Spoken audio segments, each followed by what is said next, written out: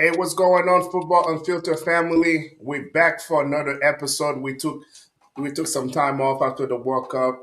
I know the last show was the one that we did Atlanta, that we had a great time doing it. But we back. The World Cup is finally over. We got some great content tonight. With me, I have my co-host Alain Levy. What's going on, brother? I'm doing great, coach. How about yourself? Doing well, man. Doing well. Glad to be back. And then for the first time ever, we got 007. Mark, how you doing, Mark? Beautiful, baby. Doing beautiful. What a beautiful day. Yeah, we've been trying to get Mark on the podcast for a long time, so we're so happy so he can grace us his presence tonight. You know, but it's good, man. I mean, this is a great show to have Mark tonight. So as we talk about last show we had, we were in Atlanta. We was right in the middle of the World Cup. Now the World Cup is over. So guys, I know you guys enjoyed the World Cup. So let's start with the good part of the World Cup. Alan, I'm going to start with you first. The World Cup, I remember us talking about it before it started, the anxiety that we had, the concerns that we've had with is it going to be a success, the cost, the prices, the logistics, the attendance, the restrictions, the political environment, all that kind of fun stuff. I could say, you know what?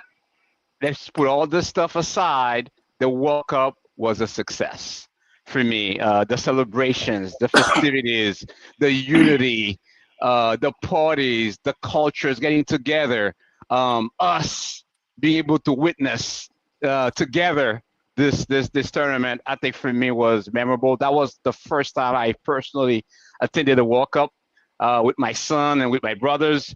For me, it was amazing. So for me, I would say like a big A plus for this World Cup. Yeah, we had some good. I mean, the viewership. I mean, first of all, kudos to those three co-hosts: United States, Canada, and Mexico. They all brought it. It was a beautiful World Cup. The atmosphere was great. The viewership was excellent. I mean, the game between Capo Verde and Argentina had 2.7 billion viewership worldwide and 22 million in the United States. So, Mark, now that we couple weeks away from the World Cup, so we talk about the good. So, what player really or what team really caught your attention throughout the World Cup? Oh, Cabo Verde is the first team that comes to mind. I mean, what these guys were able to do was just unbelievable. I mean, such a small country to be represented the way they did. They tied Spain. A lot of people forgot that, they tied Spain 0-0 the Yeah, first game. I mean, it was just, I mean, watching those guys, what they took Argentina to the brink, man. I mean, as an Argentina fan, I was nervous watching that game. What a story that was. I mean, that to me, that Cabo Verde uh, team was something to remember. Hopefully, those guys can build on that. And that was the beauty of the World Cup, right? The biggest World Cup we've ever had. 48 teams. A lot of people were kind of like, trying to, say, oh, we don't need to see some of those teams. Well, guess what? Those little teams. I mean, for me, watching our Haiti play Morocco and how excited I was when Isidore scored that goal. Watching it with my son, I mean, that was one of the highlights of my life. I mean, what a goal that was! One of the best goals in the World Cup. So those teams that people were kind of saying shouldn't be in the World Cup give us a lot of great memories. yeah, you're right. I mean, when you think about it, the African continent showed up. I Oh mean, my I think gosh, I think out absolutely. of the five teams, if I'm trying to get my number, only one I, team didn't qualify for yeah, the I think second. I think out of 10, I think out of 10, 9 of them Yeah, made out it. of the 10 team, yeah, Yeah, only one did not qualify. absolutely. Nine of them went to round of 32. So Yeah. that was a big showing from the from the African team. So now we talk about the good aspect. I mean, I agree with you guys. I think one thing that we were kind of nervous about it was the level of soccer because you didn't want to because you got 40-year team. is the level gonna go down? But I thought the level was very, very, very good. I mean, most of the games outside of couple blowouts, they were very competitive. You know, they were Absolutely. very competitive. Even the game between, I mean, you think about it, we went to that Haiti Morocco game. We saw 6 goals and 4 goals in the first half. I mean, Yeah. we could have asked for a better game. Like 4 goals in the first half, and kind of you mentioned the goal that Easy Door score. That was a beauty. So now that we talk about the good part of it, what are the things that we thought was bad in the World Cup? So I'm going to start with you, Ali. Well, I think one thing that I we thought was kind of bad was the breaks. I would say the forced breaks that I think a lot of us that are used to soccer, you know, we were not used to that. I mean, you have a half and then you cut it, twice, and then you end up having 4 quarters at the end of the day. I think that was something that was different. Yeah, I can understand the rationale, the heat, all that kind of fun stuff. But at the end of the day, we knew why they did it. We knew it was purely for profit reasons, for business reasons. There was no true valid reason for it, and but we get it. It was in America. It's the first time the World Cup had that kind of expansion in North America. We get that. I think that was one of the things I will say that was a little bit unusual. The other thing I will say was the long halftime show that was 30 minutes long. I mean, we're used to the Super Bowl. We're used to that guy here, us in America. I think it was different for the rest of the world. I don't think they're used to that.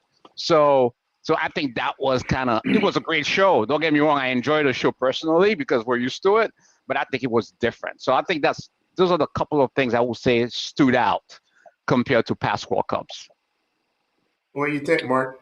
I couldn't agree with you more, brother. I mean, what a disgrace. I mean, FIFA totally disgraced the game with those water breaks, man. You got to be kidding me. I mean, these guys are top-notch professional athletes. There's this saying. I remember when I used to play college soccer. I had a T-shirt that says "Soccer players do it in 90 minutes." Take this however you will, but that's what we do. We play soccer for 90 minutes. There are no breaks. There's a halftime. Okay, the hydration breaks. That was a total disgrace. I mean, FIFA for years have been trying to find a way to incorporate commercials into a soccer game. Boy, did they find a way to do it, and I hope that stuff goes away because it just FIFA, you guys, they make enough money. I mean, they have to just sell 3 more commercials during the game. And the problem too of the hydration break is just like it puts a break in the game. Yeah, It changes the momentum of the game. And then you never know when it's going to happen. It could happen after 20 minutes, 22 minutes, 25 minutes, depending. I mean, it was just like, I mean, it was insane. I didn't like it at all. And the other thing that also I would say when you watch the World Cup is about the players, it's about the teams, the nations. There was too many. It was too commercialized. I really felt you felt a little dirty watching it. yeah. No, seriously, I agree with you. The hydration break was for me. I was just like, man, what are we doing here? Now we turn soccer into a 4 quarters game, but also, we play soccer back in the days, and we always say, soccer is a player's game. There's no timeout to kind of bail you out. You got to figure out on the field, and I felt like the hydration break it was a way for a coach to make adjustment for players to do things, and I think that it kind of cheated us a little bit. But I gotta say though, when you actually at the game, the hydration break was very nice because you know that you can go to the restroom or you can go get a drink, and then you're not missing anything on the at the game. So I think when you at the game physically, it was okay, but watching it from home I'm with you guys. I didn't like it. Yeah, I So mean, and even if when you're at the game, peep, I mean, because you're not really sure how long it's gonna be. It right, could be 5, 6 minutes, and if you have an exodus, people going to the bathroom, going to the restroom, going to get another beer or whatever, and then you look at the stadium. There's a lot of people screaming and yelling at the action, and then it's kind of flat. for a Right. couple. It takes the game a couple of minutes to get going again. So Mhm. I don't know. I didn't like it at all. No, I'm with you. I was not a big fan of it, and I understand. I understand there were some games that were it was super hot. That yes, but there should be a rule. I mean, we got multiple games. They were indoor. Well, Oh yeah, we're having hydration break at the indoor game. So, but yeah, you're right, man. I mean, I think the way they tried to commercialize the World Cup was a bit too much.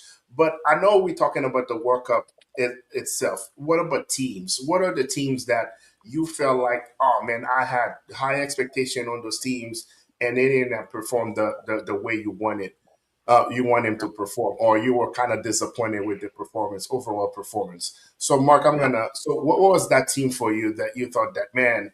I thought that team was gonna do better, and they didn't do well. I mean, it's not that I expected them to do better. There are two teams that come to mind. Number one is Brazil. I mean, Brazil has not been relevant in the World Cup for a while now, and I mean the World Cup is Brazil. I mean they're the World Cup.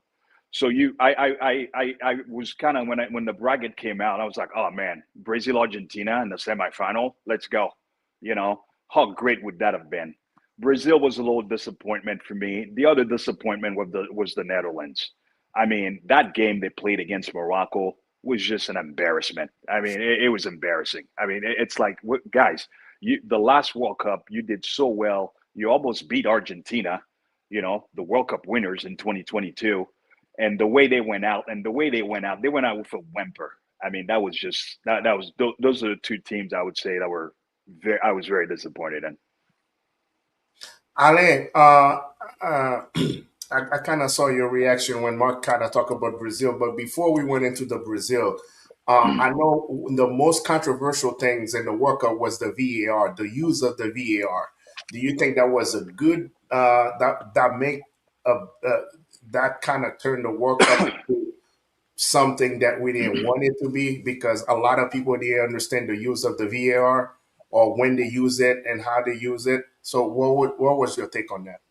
Yeah, I think the VAR this time around was very controversial.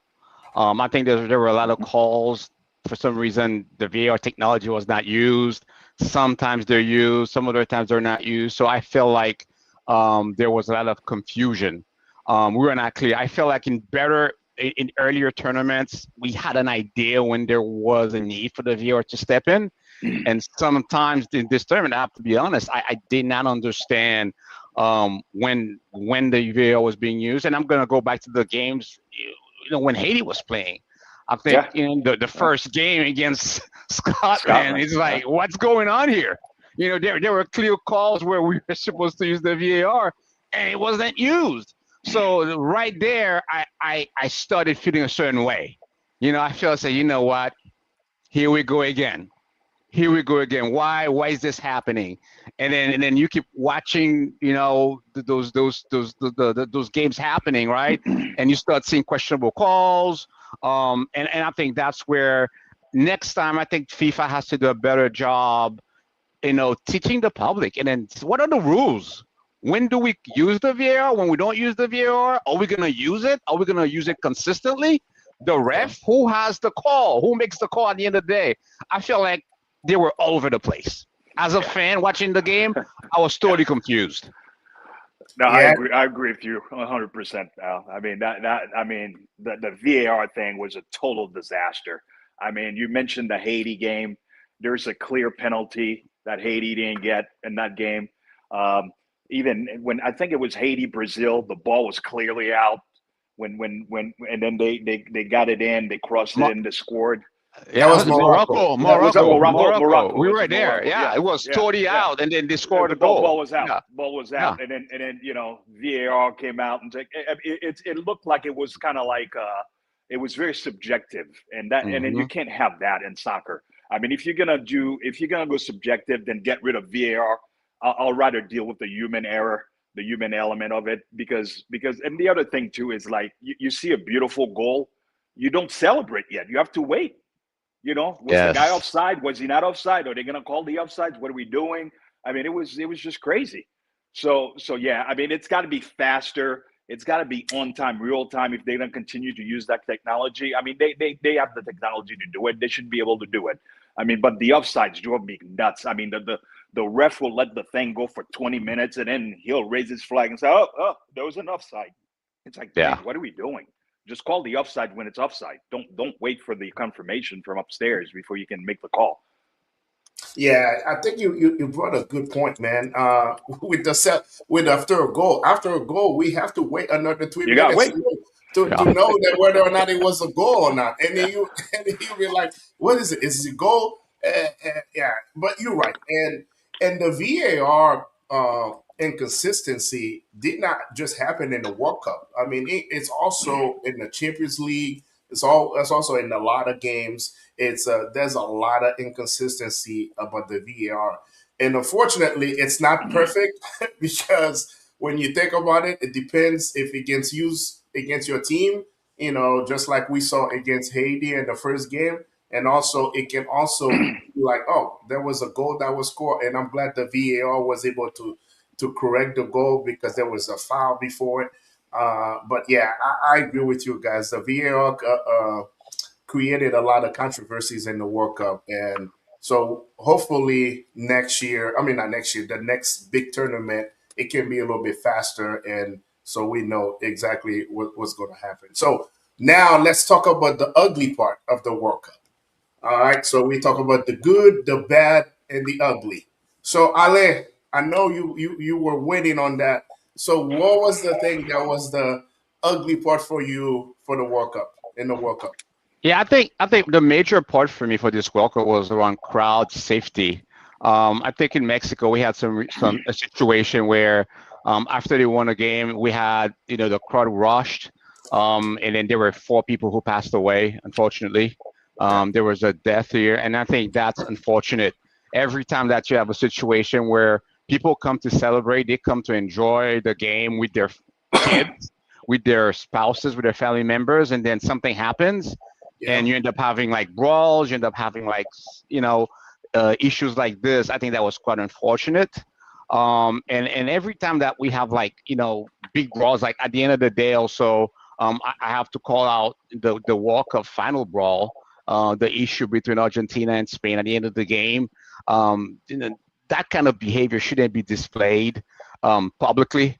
I will say we had that situation. I think that was ugly. I think some of the fan base we've seen the interactions from between fans and fans throwing bottles and calling out others. I think those are unfortunate. We've seen those situations before in Europe. We've seen them in other countries. I think every time you display those kinds of images, it's a bad thing for the sport. So I think that's the ugly part. I went with you guys to the World Cup call. We had a blast. I think when we went, everything went well. There were no issues, thank God. But can you Yeah. imagine if we had any issues and then we had kids with us, young kids? Then what do we do? We don't want to be in that situation. So I will always promote safety, unity, and then security, and make sure that people understand. At the end of the day, it's just a game, guys. It's Yeah. just a game. We don't need violence. We need to celebrate love, unity, and peace. So that was my take on this. Yep. I mean, Al, I agree with you when you say it's just a game, but it's not just a game because it's more than that, especially when you have country involved, you have the passion and you got pastry, and we talk about it, as human beings, we are very complex, we are very complicated people. So that's where sometimes, yeah, I agree with you, it should be a game, and then sometimes the perspective of it is that it's just a game. So why everybody take it so serious? And even after the game against Morocco, I was my son was very upset because Haiti lost, and I had to remind him, hey, it's just a game, don't worry about it. It's just a game. It looks like we lost Mark. I don't know what's going on here. Yeah, you're right. I think that there were some unfortunate events, and then also, we talk about the World Cup final, what happened after the game. also we saw uh, what happened also in the France Paraguay game. We had some issues as well too when there was like a mini brawl between the Frenchman and the Paraguayan after the game. So, but that's what you see is sometimes it's not acceptable. At the end of the day, you the professional. You should be able to keep yourself together even in the worst time. When you lose a game, you got to keep yourself together. But unfortunately, those were for me, the one thing I would say was very unfortunate and this World Cup. It's all these conspiracy theories and all these bad things that was spewing, you know, this misinformation in the World Cup. I mean, there were so many videos of AI of people saying that they said one thing and did not say things. I mean, even Thierry Henry had to come out and say that no, I did not say that. I had to pull out a video say I did not say that. It was just like that part that I feel like was was very unfortunate. That, and I'm not saying that also because I'm not saying that because I'm an Argentina fan, but when you're looking at Argentina, Argentina was one of the most targeted country when it comes to bad press and misinformation. And then second place was Spain.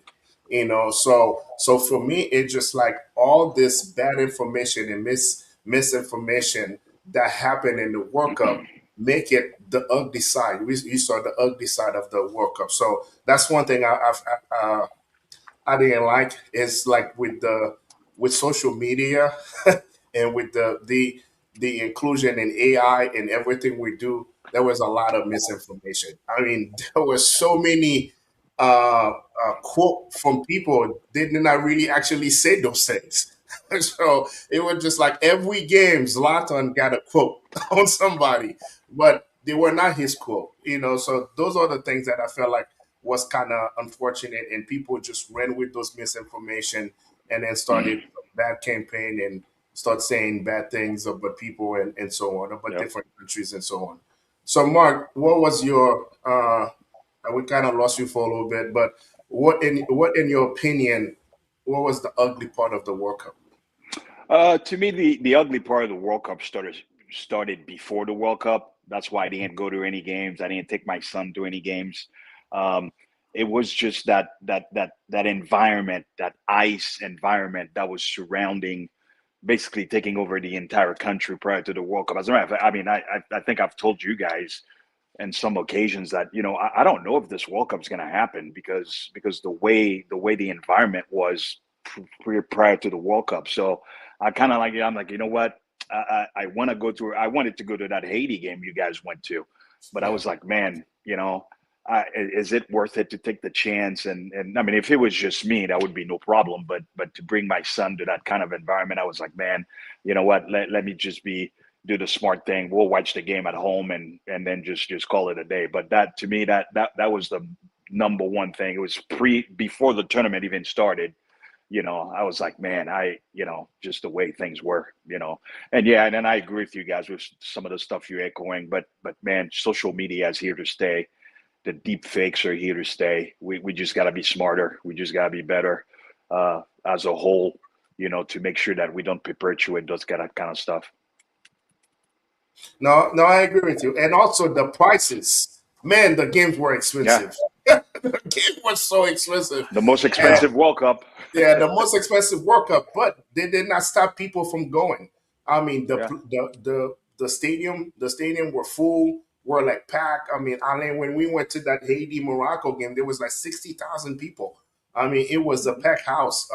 But like I said, the World Cup is for the world, right? And not everybody in the world is rich, so and Yeah. you got countries like Haiti, you got countries like Capo Verde. They haven't been in the World Cup in a long time. So, and then for some people, you gotta make the game accessible for these people. for them to be able to go and watch the team play, even it's one game, you got to make it accessible. It's not, it's for everybody. It's the whole world watching it. Everybody wants to be part of it. So you got to make, so I felt like the prices for the games were outrageous, to the point ridiculous. So Oh those are yeah. the things that I would like to see that they address, for the next World Cup, because it can keep going like that. So Yeah, speaking of the prices, people. I mean, you look at the Argentina fans. I don't know how they do it. I mean, these people must have 10 mortgages on their homes. I mean, yeah, every single Argentina game was like sold out. I mean, yeah, it's unbelievable. And 65 to 70% of the fans were from Argentina. I don't know how they do it. Yeah, I yeah, mean FIFA. I mean FIFA doesn't care about the low fans. I mean they could care less. These guys they're just all about making money. If they put the prices out there, they know people are going to do whatever they can to attend the games. But yeah, they're pricing the regular fan out of the game. That's for sure. When I was during the Haiti and Morocco game, I was sitting with Chris, my son, and next to me we had like two Moroccans. It was a father and a son, and we had the best time, man. We That's talked, awesome. and we that's what was so magical about it. So we celebrated. Obviously, when Isidore scored, we went crazy, me and Chris. And then we had an honest conversation. We did tell him, "Hey, Hakim is the best player on the field, man." And he Oh was saying, "You yeah. know what?" He said, "You know what, man? You know how much money those guys are making, and we're here paying all those tickets, all that money. Those guys are multimillionaires, and look at us here." He was complaining about the prices, but he was there with his son. So It's right. It's right. to to echo what you just said, Mark, FIFA doesn't care, and coach, we made sacrifices to be there because we love the sport. And I yeah, think more people could have come and enjoyed the game if the prices were more affordable. And I hope next time they just fix that problem because it's a great celebration when you can meet other people from different nations and you guys yeah, are all cheering together. I think that's the piece. If there's one thing that I would like to remember from this World Cup, is just the all this melting pot of cultures, this blending of cultures, all of yeah, us singing together. And I think that was it. And Oh and yeah. yeah. Yeah. Yeah. Oh, Absolutely. I mean, it's almost like FIFA is trying to make every single game that they had as a Super Bowl. a Super Bowl. Yeah. Yeah. It's like let's make it into a corporate, event, and we're gonna have all these corporate people. I mean, it's like some of the prices for the final. I mean, you have to be kidding me. There are tickets going for over $1 million. What are we yeah. doing? For what? What are we doing? Who- Yeah, and people obviously people were paying it, and they don't care. I I don't mean care. it's in New York. That's why they picked New York. Even though the stadium's in New Jersey, but they're thinking, hey, we're gonna have Wall Street bought all those Yeah. tickets. And us the guys who actually love the game, we care about it. They don't give us a chance to. I mean, my dream would be to go to a World Cup final. I mean, Yeah. I mean, it's like it's not happening. You know. Yeah, and the sad thing about this, right? Because of the success of the World Cup, as far as from a commercial standpoint, uh, the fact that the stadium, they were packed every game. So why would they drop the prices? you No, know, they're not gonna do it. You're not gonna yeah, They're not do they're gonna it. do not it. gonna do it and say, "Hey, They why won't would do it. we drop the prices?" So, speaking of that, before we go to the next segment, so let's go just like rapid fire. So, Mark, what was your most what was the one thing that stuck with you in the World Cup? What Oh, was your favorite moment of the World Cup? my favorite moment for sure was when Haiti scored the first goal. I mean, I was 2 years old when Haiti was in the World Cup, and to experience that with my son and have him completely. I mean, he bought into the whole Hades and the World Cup because I try to explain to him how hard that is, how hard it is for a country to make it to the Yeah, World Cup. And there's only 48 countries that were there, and Haiti was one of them. I mean, when you think about Haiti, the stuff that we've gone through, the last 20 to 30 years, how the country has been. I mean, Haiti didn't play one game at home, guys. I mean, think about this. Not one single qualifying game they got to play at home. Yet they were in the World Cup scoring against Morocco. You know, the way I was jumping up and down with my son, throwing him up in the air. I mean, it was, I will never, ever, ever forget that moment. That, to me, that was just the best moment of the whole tournament. Good. What about you, Ale? The best moment for me is same when it's Haiti scored, especially that second goal. I'm watching the game live. Christopher, my son, is next to me. First time ever, I'm going to World Cup game, and then he's with me. And we always talked about it. I say, son, I want to bring you to my to a game once. I would like for me, my dad, and you to go, the three of us. But my dad couldn't make it.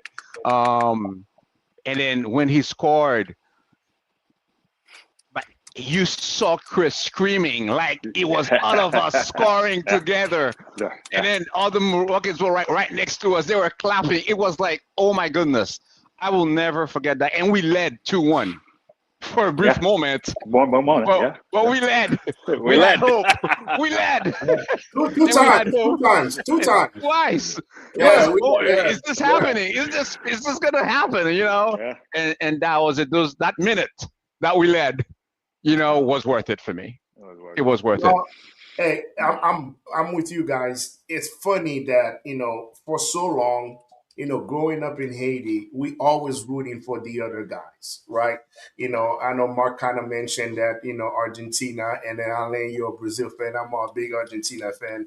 I mean, there's a lot of good moments that went. The pass from Messi. Of to Lautaro Martinez to score against England. But those are the things that we expected to see, and then we saw it. But the fact that for so many years we always have we root for either Brazil or Argentina, and then we could say that our own country was there. I mean the possession to go to the game in Atlanta, to see the la la going, and then I had to have Mateo be part of it, and then he was just like walking with it, like it was. I mean, for me, and then the fact that the World Cup has so much impact on him. He even told me that, hey, Dad, I like to take you to a World Cup one day. Not as me taking you there, but as a player, I like to take you and all your friends to the World Cup so you guys can cheer on me. I was like, man. So what I'm saying is, think about us as kid. We never had that moment. We never had that moment. And for me, kudos to the national team to make us dream. And that was for me the biggest thing is the fact that I said, man, if we would have that opportunity, seen Haiti play in the World Cup when we were young, we probably would have taken soccer a little bit seriously, so we should play for the national team. But to be able to for the young generation, like Isaac, Mateo, and a younger generation, that are 10, 15 years old, now they can dream. They can be like, man, we can go and try to take Haiti back in 2030 and 2034. So for me, I'm with you guys. That was the best moment for me. And I remember having everybody at my house for the first game against Scotland. I mean, all the emotions we went to where we could get the calls, all the emotions. But yeah, for me, that was the best moment for me in the World Cup is to be able to experience Haiti in the World Cup game, not just playing in the Gold Cup. Because I went to watch Haiti in the Gold Cup, but in the actual World Cup game, listening to the national anthem, that was amazing. No, But that was great. That was great. But anyway, let's go to the next segment. Obviously, we've been talking about FIFA a lot, and obviously, Infantino is not he's not a popular guy right now. So there were talks that Infantino wanted to sell some of the World Cup stake and to a private company so they can start running the World Cup. And obviously, that did not stay with the governing body, the UEFA, and everybody else threatened to boycott FIFA. said that they're gonna remove all the countries from FIFA, and then Infantino had to back out of it and say, nope, it's not gonna do that. So, Mark, from a business standpoint, do you think that Infantino was doing the right thing, just thinking about selling some of the work of stake to a private investor? When as a FIFA president has done anything that's good for the game? I mean, come on, nah, man. I mean that's criminal what he tried to do, and I'm so happy that all those federations voiced their objection to that. That was a terrible idea. I mean, it's again, like I said, these guys they're thinking about making money. That's all Yeah, they're thinking about. It's not for the love of the game. I mean, as much as I love the World Cup, I don't want to see the World Cup every 2 years. I mean, no, it's every 4 years. That's what makes it special. It's yeah, not football. It's not baseball. We don't need a champion every single year or every 2 years. No, it's every 4 years because that's what makes it so good when you're watching your team, your country trying to qualify, the qualifying process. You know, now he's thinking about having a 64 team tournament. I mean, it seems like everything this guy is doing, it's all about the money. I mean, it's like FIFA has more money than any other thing you can think of. I mean, they yeah, they have the money. They don't need it. It's greed. It's corporate greed. It's just and then while trying to, it's not like they say, okay, we're gonna sell that stake in FIFA so the regular fan can afford a game. No, the tickets would be even more expensive than what they were in this past World Cup. yeah. So yeah, it didn't make sense at all. But it didn't surprise me. I mean, what would you expect from those guys? Come on. Yeah, you're right. Ale? No, I think my Mark is on point, man. I think it's exactly what he said. A lot of greed, and I'm gonna be pretty blunt. I feel like there's a sense of corruption. It's like all of a sudden, it's like everybody's realizing, listen, this soccer thing here appears to be way more profitable than the NFL. Well, Oh yeah. if you guys are not gonna make me an owner from the NFL, I'm just speaking openly. Let me go ahead and try to get part of this pie here because soccer actually translates into a lot of dollars. Oh, by the way, it's a global sport. I may not even need a team to establish my legacy. I'm just gonna leave it at this, and Yep. that's the problem. And then Al, you get a fake you get a you get a fake trophy, right? I Like mean, a piece, you get a piece medal. But no, hey, you guys are right, man. And I think a lot of people what they saw with the World Cup is the is it's the that's a way for them to own the world. They be like, man, we didn't realize how popular this game was. You talk about one single game. It was not even the final round of 32. We had 2.7 billion viewership, between Argentina and Cape Verde. So they realized that, oh man, if we get a hold of this, our power is gonna be everywhere, right? So I'm glad. I'm with you, Mark. I'm glad that those guys say that no, you got to put a break on that. There's no way we're gonna let that happen, and I think it would destroy, especially when you're looking at games with so many talks about games rig. I mean, and as for me, I always think about you know sports. We gotta keep sports pure, right? We gotta make sure we gotta say that, okay, Alain, you beat me because you were better than me, and not because everything is rigged. And people need to understand that, hey, you're gonna lose games, and sometimes not the best team win all the time, and then times the best team won. So we gotta make sure that we keep the game pure. And once you start putting money and people gotta say, and then they want certain countries or certain team to win, now it takes away the fun of the game. And what's the point of just watching the game when you know the outcome already? So, and I think with what we have right now with all this betting going on and all this influence, people want to influence the game. They want to try to do things, and comes down to it, it's the money factor. Everybody wants to make money. So And I'm sure to put a little bow on this, it's like when you look at FIFA, right? FIFA is thinking, well, we're only relevant every 4 years. That's every 4 years that everybody thinks about FIFA, yeah, and they're like, man, you look at the Champions League, the money these guys are generating, all the European leagues and the contracts the players are getting, the clubs are making a lot of money. And FIFA is just trying to say, you know what, we need a little bit of that. So they started with this. To me, the Club World Cup, it's a total farce. No one cares.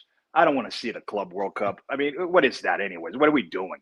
What are we doing? It's like FIFA is trying to find ways to dilute the product, and then they want to be involved in everything. It's like FIFA, just with every 4 years, man. You get to be special every 4 years. That's good enough.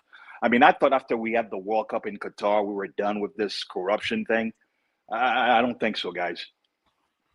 The, no, the no. cl- the Club World Cup, is it every 4 years or every 2 years, 3 years?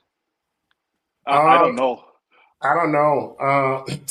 So I'm the sh- way they always had it, but the Club World Cup they always had it, but it was the first time that they expanded it to more yeah, teams. yeah, Yeah, Okay. so they used to have because Barcelona and those guys they play yeah. But it used to be like they, 2 or 3 games yeah, tops, 2 or 3 games in Yeah. December. So they but always not a have. whole It's like a tournament. yeah. It was a yearly thing.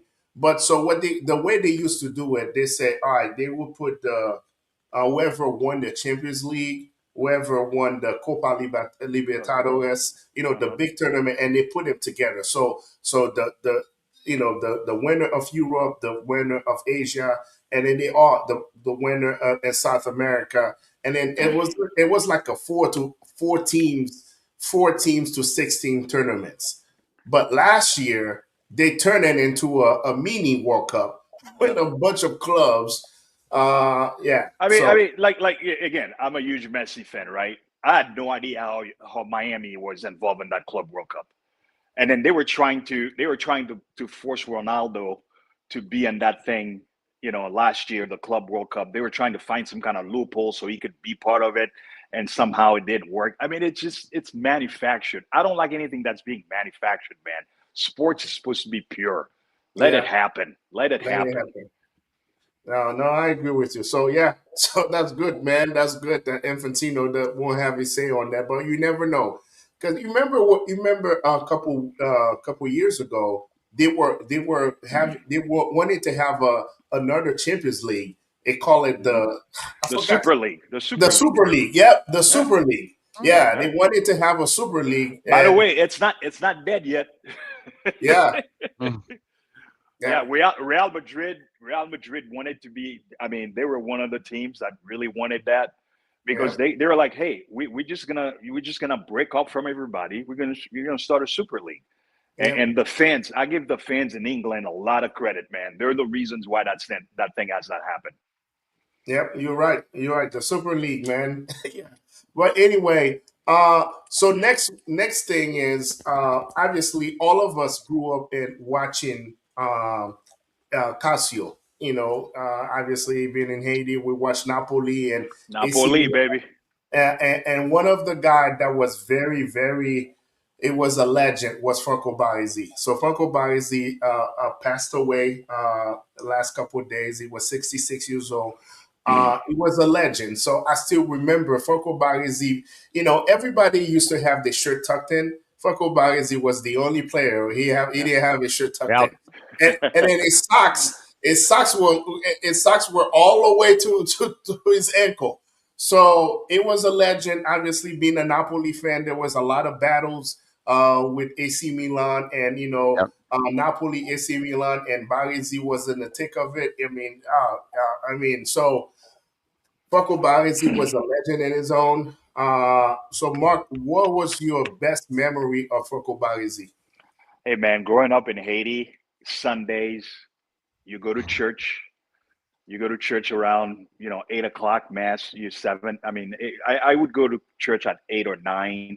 You know, but of course, you go to Haiti. Church was at least 3 hours long because if the priest didn't give you a 2 hour sermon, he didn't think he thought you wasted your time coming to church. So you get home around 11, 11:30. The food's getting ready, and the games would come on, bro. like you had Napoli, AC Milan, Juventus, Inter Milan. I mean it's just that brings me back. Like you have your jury avec sauce pois Congo and sauce poule that's waiting for you, and then you're watching Italian soccer. I mean, there was, and then after you watch the games, you know, you go out and then you play with your buddies in the street, and then I mean, that's like this guy, Baresi, Maradona, Ruud Gullit, Marco van Basten, all those guys, man. These guys brought joy to my childhood growing up. Alain? No, no, that's exactly what Mark said. I was a big Milan AC fan. Like Milan was my team. So I remember Baresi. I remember Rijkaard, Frank Rijkaard. You had Ben Basten, Rijkaard, and Ruud Gullit up front. You had that other defender, you know him pretty well. His father, Maldini? Paolo Maldini. Paolo Maldini. Maldini. I remember Pepe Tumo used to say he's a multimillionaire, haven't touched $1 of his dad's money.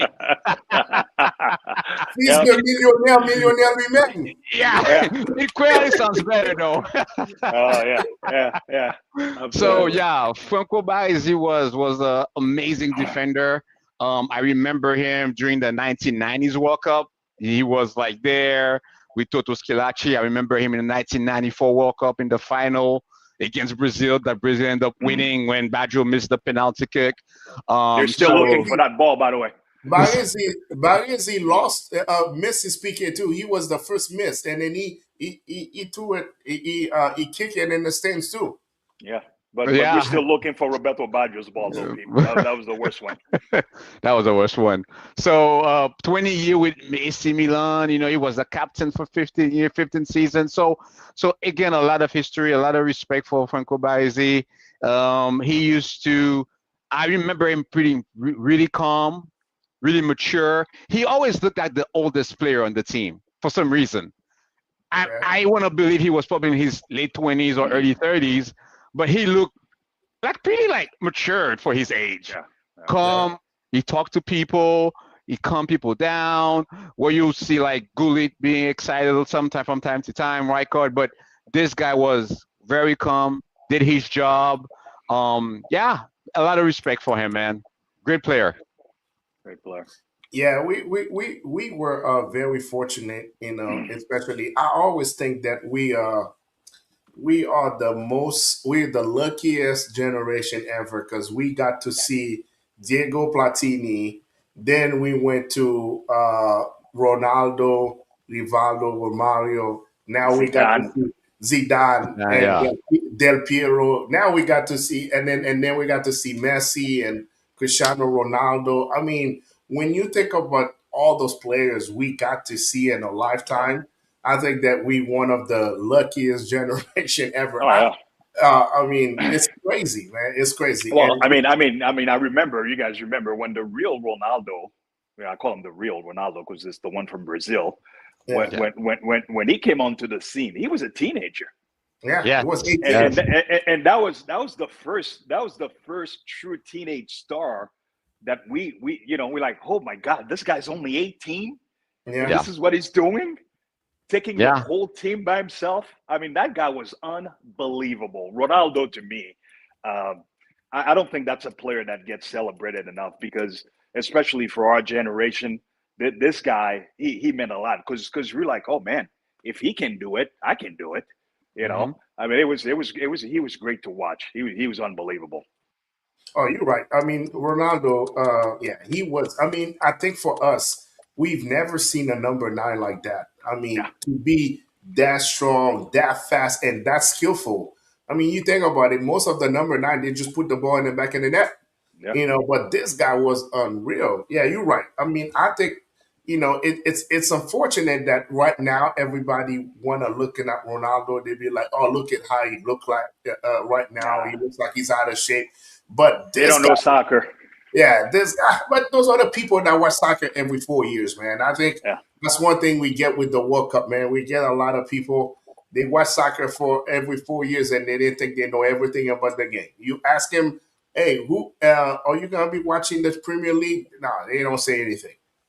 And they come in the World Cup and then they try to tell you everything about soccer, and they all expert when it comes to soccer. Oh I yeah. think that's one thing that we noticed in this World Cup. There was a lot of expert, like the Stephen A. of the world, man. I mean, I don't. everybody were like expert, man. They know what's wrong with soccer and they know what exactly needs to happen with soccer, man.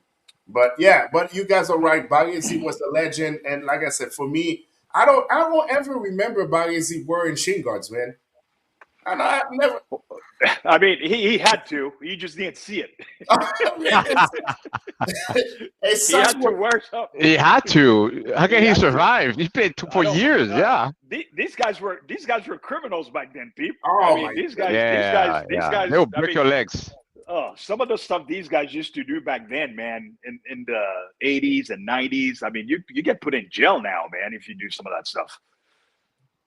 Yeah, man. I think Baresi was the one that make having your jersey untucked cool, man. Because Oh yeah. everybody used to tuck their shirts in when they play.